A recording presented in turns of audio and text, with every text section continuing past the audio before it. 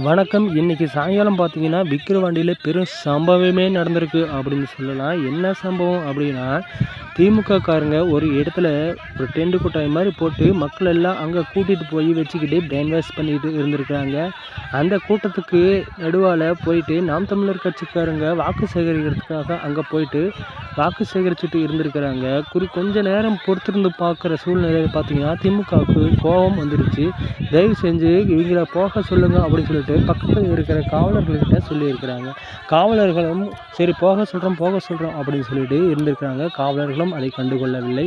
ஏனென்றால் வாக்கு சேகரிப்பது அவர்களின் கடமை என்று காவலர்களுக்கு தெரிகிறது. ஆனால் இந்த திமுக காரர்களுக்கு தெரியவில்லை. நான் ஒன்றை கேட்கிறேன், மக்களை நீங்கள் நல்லா புரிஞ்சுக்கோங்க. எந்த தேர்தல் ஆணையமும் வீட்டில் இருக்கிற ஒவ்வொருவரையும் அழைத்து வந்து ஒரே இடத்தில் வைத்து வாக்கு சேகரிக்க சொல்லி ரூல்ஸே கிடையாது.